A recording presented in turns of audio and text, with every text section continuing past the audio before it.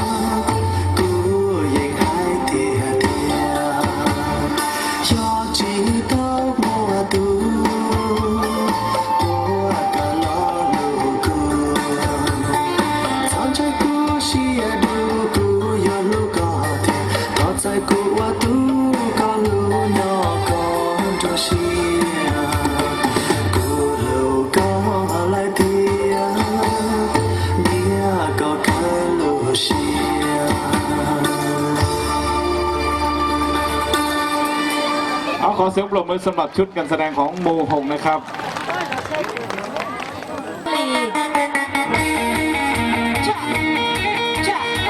ตรงกลางโลกใครหรอ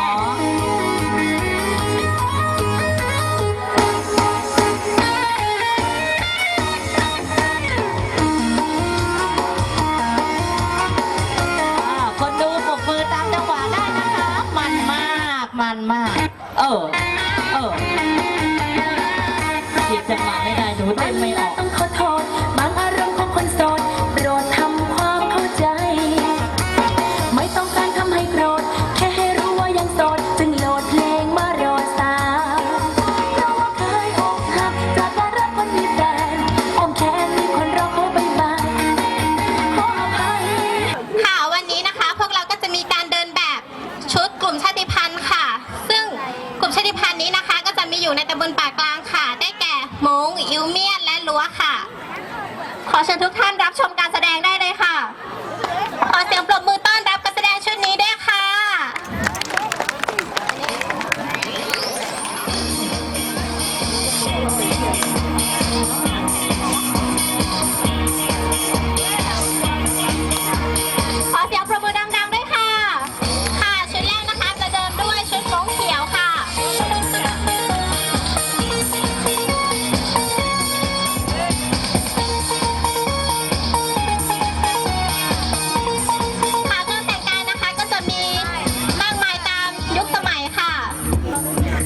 ชุดที่สองนะคะจะเป็นชุดม้งประยุกต์ค่ะ ซึ่งจะมีความแตกต่างจากชุดเดิมอยู่มาก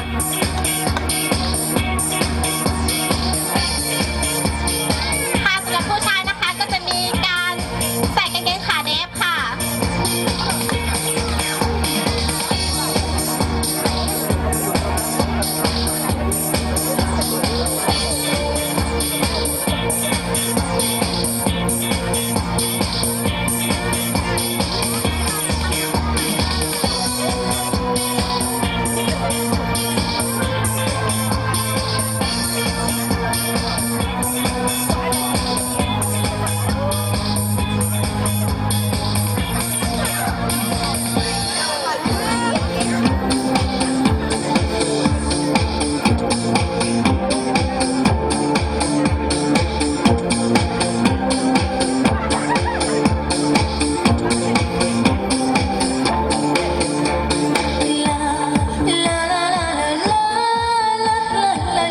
ค่ะสำหรับชุดนี้นะคะก็จะเป็นชุดม้งประยุกต์ค่ะจะประยุกต์ตามความชอบของแต่ละคนนะคะ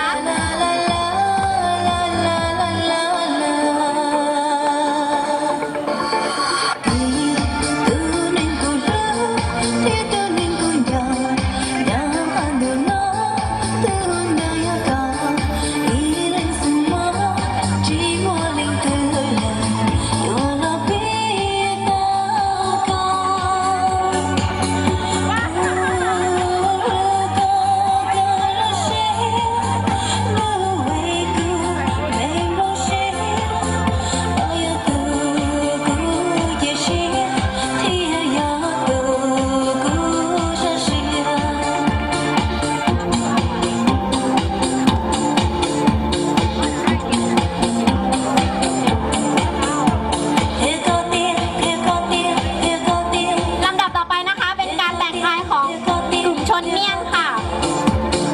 ทางกลุ่มยิมเมียนนะคะก็จะมีเครื่องประดับเป็นเครื่องเงินค่ะ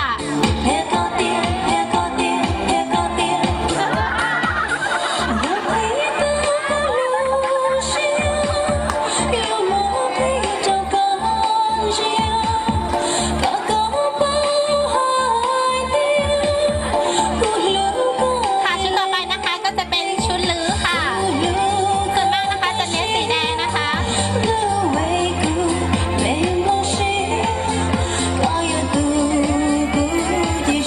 การแต่งกายของชนล้วนนะคะ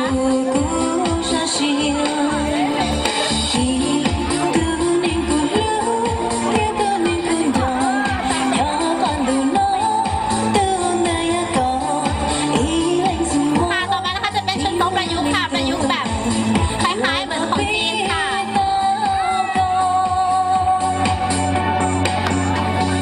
I'll be there for you, these words I swear to you. When you breathe, I'll be there for you. I'll be there for you. I'll be there for you. I'll be there for you. I'll be there for you, these words I swear to you. When you breathe, I'll be there for you.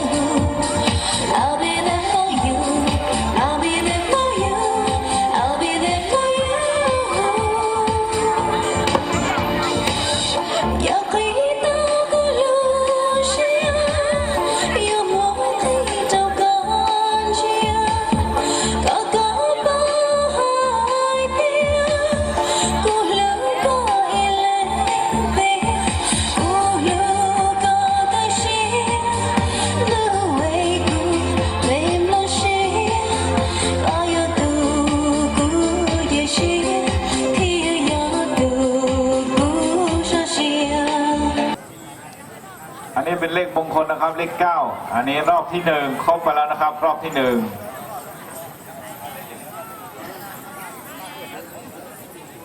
เดินไป 4 กลับ 5 นะครับเป็น 9 นะครับ เราถือเลข 9 เป็นหลักนะครับ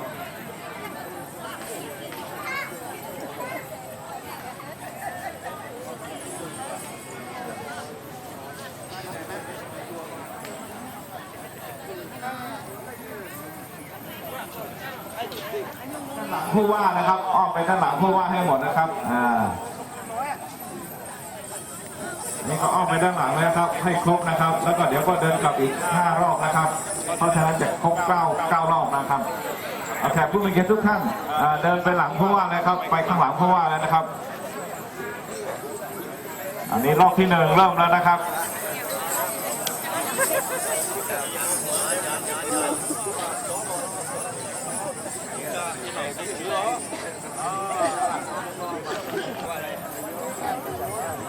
ไก่เดินรอบๆนะครับ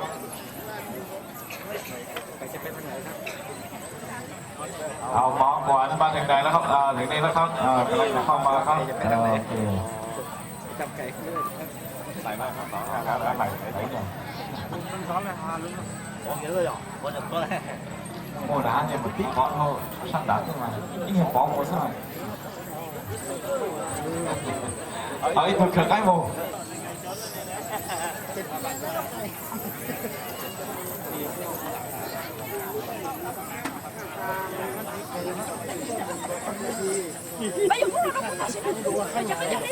没话，太不冷了，他เข้าไปทุกคนนะครับ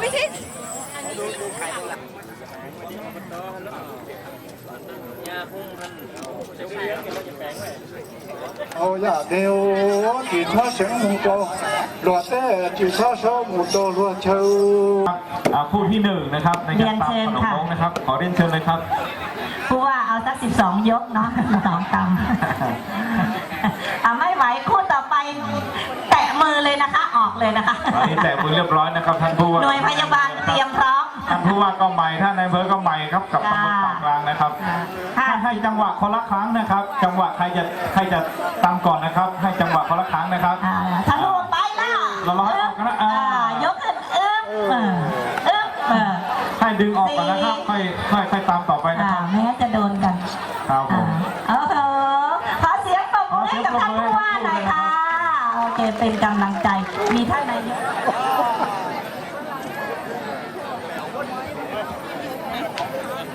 คู่ต่อไปนะครับท่านนายกนรินทร์กับท่านนายกปากกลางนะครับนายกอบตปากกลางนะครับ นายกจังหวัดกับนายกตำบลสู้กันเลย ให้จังหวะด้วยนะครับให้จังหวะด้วยนะครับ โอเค โอ้นายกแดงดีพอๆกันนะครับ ตำบ่อย ตามบ่อยครับตามบ่อยเพราะปีใหม่มงพอดีครับ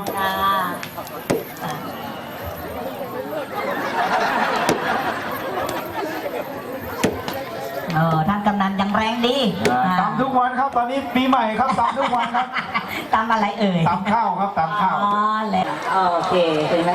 แรงผู้หญิงไทยว่าผู้หญิงเป็นช้างเท้าหลัง วันนี้ได้มาตำให้โชว์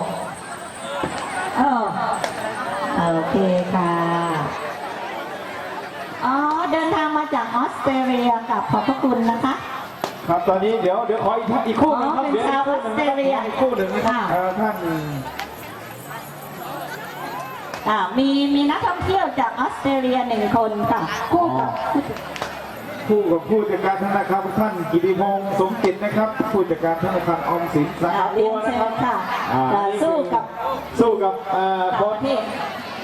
ที่ไม่ใช่คนไทยนะครับคือคนต่างชาตินะครับ เป็นนักท่องเที่ยวนะครับมากับคณะด้วยนะครับ ตอนนี้ เป็นจังหวะนะครับโอเคครับจังหวะครับท่านโอ้โห ดึงไม่ขึ้นซะละป้า ท่านไม่ว่าของมงมันง่ายๆเขาไม่ง่ายอย่างที่คิดนะครับ วันนี้จะรู้ว่ายากใช่ไหม ยัง คะ ไม่จะรู้จะกินกว่าจะได้กินมันขนาดไหนนะครับ เพราะฉะนั้นกินด้วยความอร่อยนะคะ กินแล้วต้องอร่อยครับเพราะว่าเราตามด้วยใจครับตามด้วยใจอร่อยแน่นอนครับเราจะมีคณะแม่บ้านจาก สุดปลายฟ้า เพ ล้าน ชร นา บูรณ์นะครับจะมาเสิร์ฟ ดินแดนที่สงบนี้ บัวหิมะด้วยนะครับขอเรียนเชิญท่านรองแล้วก็เชิญนะครับที่ทาง เมืองที่แม้ธรรมชาติแห่งขุนเขาจะกีดกันออกจากโลกภายนอก แต่ธรรมชาติก็ได้ชดเชยด้วยการประทานความสมบูรณ์ให้ด้วยแม่น้ำสายเล็กๆที่กระจายตัวอยู่ภายในหุบเขา ก่อนที่จะไหลรวมกันเป็นแม่น้ำสายใหญ่ ไหลเคียงคู่ไปกับพื้นป่าอันอุดมสมบูรณ์และที่ราบลุ่มสำหรับการเพาะปลูก เป็นที่อยู่อาศัยของผู้คนมาตั้งแต่ในสมัยโบราณกาลตั้งแต่ยุคก่อนประวัติศาสตร์จวบจนปัจจุบัน แม้เวลาจะผ่านมาหลายศตวรรษ ที่นี่ก็ยังคงไว้ซึ่งความสงบงามของดินแดนที่มีเอกลักษณ์ของศิลปะวัฒนธรรมและวิถีชีวิตของผู้คนที่ยังคงเป็นเสน่ห์ดึงดูดใจให้สักครั้งในชีวิตต้องหาโอกาสมาเยี่ยมเยือน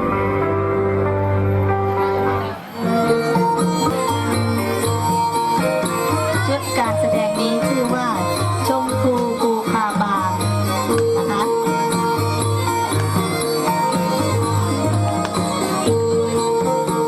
บนยอดดอยหลวงภูคาบนยอดดอยหลวงภูคาลมหนาวพัดมางามละอองสายลูกงามแท้ดอกชมพูภูคา ในวรรณอุทยานภูคา แห่งนครนานช่อน้อยสีชมพูบานเย็นขุ่นน้ำนานไหลรินเลยลงดังหยาดจากห้องเว้นเวียงสวรรค์แห่งทิพย์เทพอัญชันพรหมบันดาล เรียงร้อยถ้อยคำตำนานเมืองยางโบราณรัฐเก่าเก่าก่อนวรนครและนันทบุรีเมืองน่านนี้มีมรดกล้ำค่า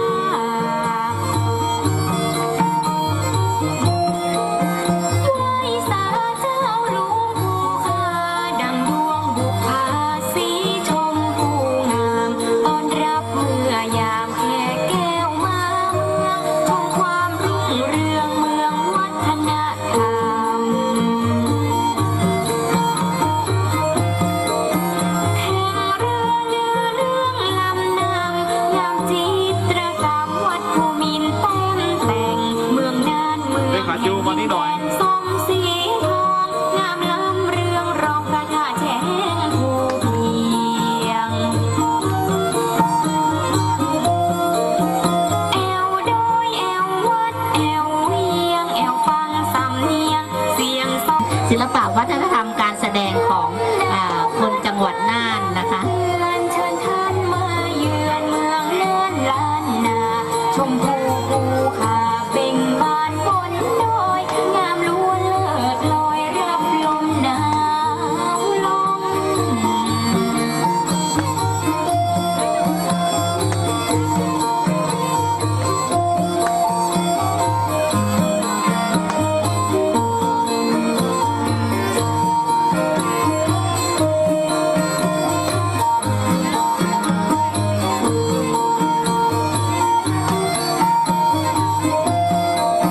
แข่งเรือเรื่องลำนำงามจิ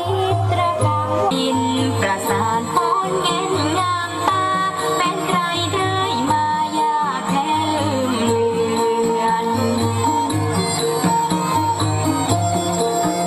ลมหนาวพัดมายำเตือนเชิญท่านมาเยือนเมืองน่านล้านนา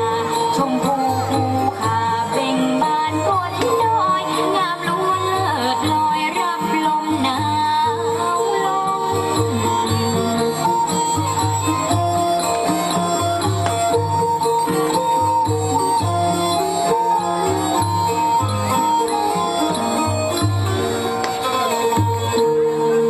ต่อด้วยเพลงทัศนาเมืองวรนครก็คืออำเภอปัวของเรา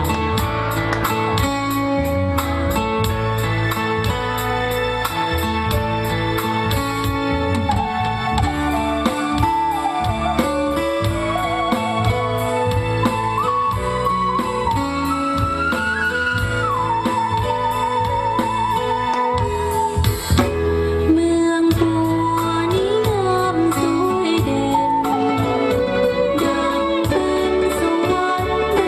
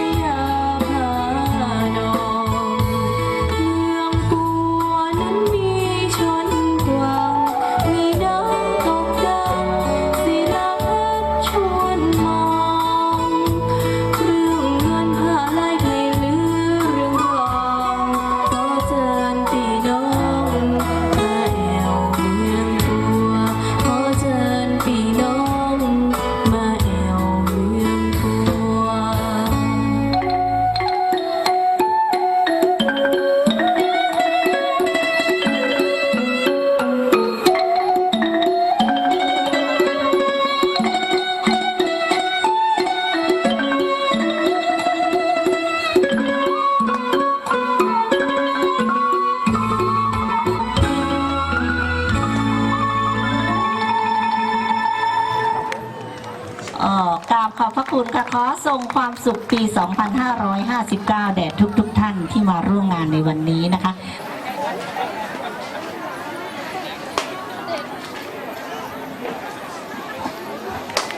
หลังจากท่านผู้ว่ามอบเสร็จนะครับก็รบกวนท่าน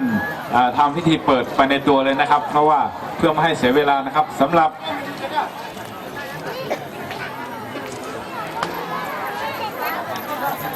ทานได้กล่าวให้โอวาทและกล่าวเปิดงานเทศกาลปีใหม่ม้งประจำปีพุทธศักราช 2519 และชมกิจกรรมต่างๆในงานต่อไปขอกราบเรียนเชิญครับ ท่านสภาผู้แทนราษฎรจังหวัดน่านท่านนายกเทศมนตรีท่านหัวหน้าส่วนราชการตลอดจนแขกผู้มีเกียรติทุกท่านที่มาร่วมพิธีเปิดงานเทศกาลปีใหม่ม้งในวันนี้ครับปีใหม่ม้งที่ปากกลางผมรับทราบมาว่าเป็นงานปีใหม่ที่ยิ่งใหญ่แห่งหนึ่งของจังหวัดน่าน